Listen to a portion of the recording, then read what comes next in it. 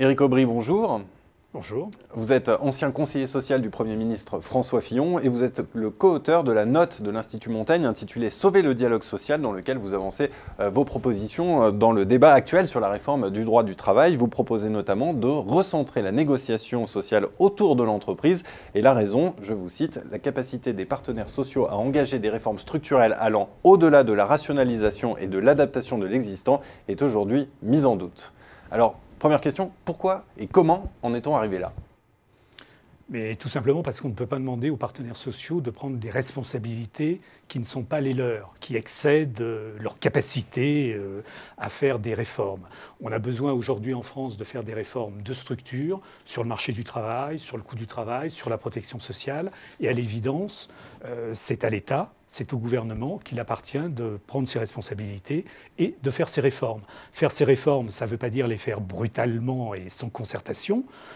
Ça veut dire avoir une étape de concertation avec les partenaires sociaux, avec toutes les parties prenantes au sein de la société. Mais in fine, c'est bien à l'État, c'est bien au gouvernement, dans une démocratie normale, de faire ces réformes. J'observe d'ailleurs qu'en Allemagne, les réformes Hartz, dont on parle tout le temps pour dire qu'elles sont un peu à l'origine de la prospérité actuelle en Allemagne, ont été réalisées par l'État, par le gouvernement de M. Schröder, et ont été réalisées en grande partie contre les partenaires sociaux, en tout cas contre les syndicats. Enfin, contre.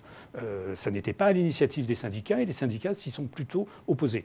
Donc tout ça pour dire que dans le jeu des responsabilités, l'État doit prendre ses responsabilités, et le pire, c'est quand les gouvernements se cachent derrière les partenaires sociaux pour ne pas assumer les réformes qui sont nécessaires à notre pays et à la création d'emplois. Alors l'évolution du dialogue social depuis 2007 et les lois Larcher a été marquée notamment par plusieurs accords nationaux interprofessionnels, les fameux ANI. Quel bilan est-ce qu'on peut en faire ? Il faut aller plus loin, c'est insuffisant encore ? Bien sûr, c'est insuffisant. C'est justement parce que c'est insuffisant qu'il faut que l'État, que les gouvernements maintenant prennent leurs responsabilités. Quand on dit dans le rapport de l'Institut Montaigne que c'est insuffisant, on ne veut pas dire pour autant que rien n'a été fait. On n'a pas du tout une vision négative de ce qui s'est passé, de la mise en œuvre de la loi Larcher. Je pourrais prendre comme exemple de réalisation tout à fait intéressante l'ANI de 2008, qui a permis de faire la rupture conventionnelle. Et ça, c'est une vraie bonne réforme, ça marche, c'est plébiscité par les entreprises et par les salariés. Donc voilà un exemple de bonne réforme. On peut aussi citer l'ANI de 2013 pour montrer que tout ça dépasse aussi les majorités successives et que les partenaires sociaux sont capables dans un certain nombre de cas, de faire certaines réformes. On peut également citer le commencement de réformes sur le licenciement économique et les plans de sauvegarde de l'emploi qui a été réalisé en 2013. Si l'on recentre la négociation sociale dans l'entreprise, quels impacts est-ce qu'on peut anticiper en termes de performance économique et de lutte contre le chômage ? Parce que c'est ça la grande question finalement.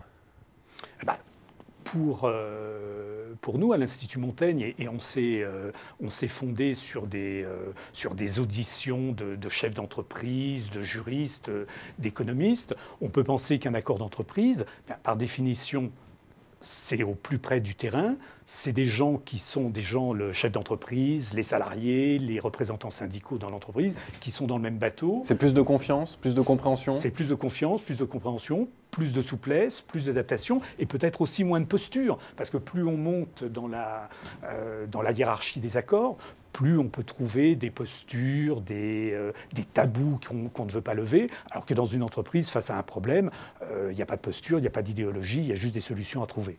Mais en rajoutant une couche de droit conventionnel au droit réglementaire, est-ce que vous n'avez pas peur que l'on va complexifier le droit, ce qui finalement est un peu contraire aux objectifs de la réforme ? Non, je ne crois pas. Je ne crois pas, car on ne rajoute pas une couche. L'idée, c'est d'enlever des couches de droit légal et réglementaire. Donc, dans le rapport de l'Institut Montaigne, on aura un ordre public social défini par la loi, auquel on ne peut pas déroger de manière négative, et s'ajoutera à cela, de manière beaucoup plus libre, beaucoup plus indépendante, des accords d'entreprise, voire, mais on y reviendra peut-être ensuite, des accords de branche pour les PME. Donc on ne complexifie pas dans le sens où on ne rajoute pas une couche supplémentaire. Alors, Bien sûr, il peut y avoir un élément de complexité dans la mesure où les accords d'entreprise ne seront pas tous les mêmes, par définition, si j'ose dire, et qu'on aura des solutions différentes. Mais on ne peut pas tout avoir. Si on veut avoir l'autonomie, la capacité de souplesse et d'adaptation dont on parlait précédemment, il faut accepter des différences d'accords, des différences de situation. Mais d'une certaine manière, ce n'est pas une complexité, c'est simplement la prise en compte du fait que les entreprises sont différentes et ont besoin d'accords différents. Et est-ce qu'on a les syndicats qu'il faut pour ce genre de système? Parce que je rappelle, aujourd'hui, le taux de syndication il est en dessous de 8%.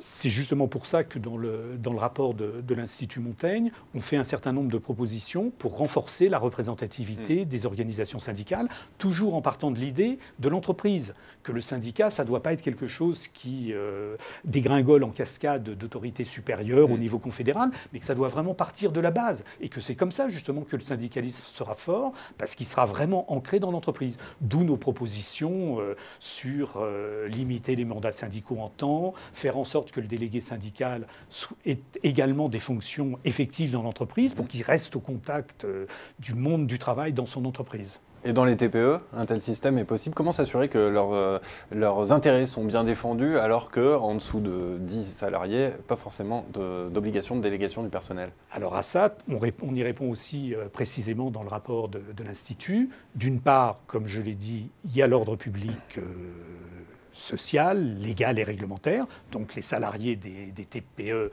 où il n'y a pas de dialogue social organisé possible, ils bénéficient évidemment de cet ordre public social, légal et réglementaire, et par ailleurs, des accords de branche permettent aux petites entreprises de bénéficier justement d'un dialogue social au niveau de la branche et donc d'un certain nombre de réalisations sociales. Dernière question, Éric Aubry. On constate aujourd'hui que tout un pan du droit social est en train de basculer dans le champ du droit commercial. Je pense aux auto-entrepreneurs, aux CDD très courts, au retour du travail à la tâche quelque part. Comment prendre en compte cet aspect dans la réforme du droit du travail ? Alors, là, c'est un peu comme on dirait en anglais, une question in motion. On est dans le mouvement, là, et on ne peut pas préjuger exactement de la manière dont, justement, cette nouvelle économie collaborative ou participative, comme disent les économistes, va vraiment se mettre en œuvre.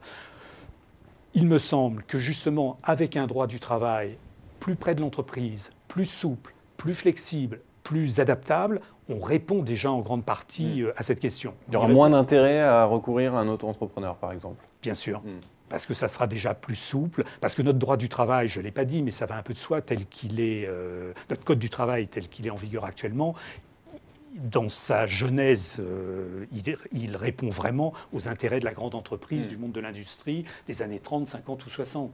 Donc en ayant un droit beaucoup plus souple, fondé sur l'entreprise, je crois qu'on y répond en partie. Et par ailleurs, il ne faut pas non plus mésestimer le fait que ce droit du travail pourra aussi s'appliquer à cette nouvelle économie. Regardez ce qui s'est passé en Californie avec l'arrêt du juge disant attendez, c'est pas du droit commercial, c'est du droit du travail, il y a un lien de subordination, donc on applique le droit du travail californien. Eh bien, merci Éric Aubry. Donc, je rappelle la publication de cette note qui est en téléchargement libre sur le site de l'Institut Montaigne. Sauver le dialogue social, priorité à la négociation d'entreprise. Merci Éric Aubry. Merci à vous.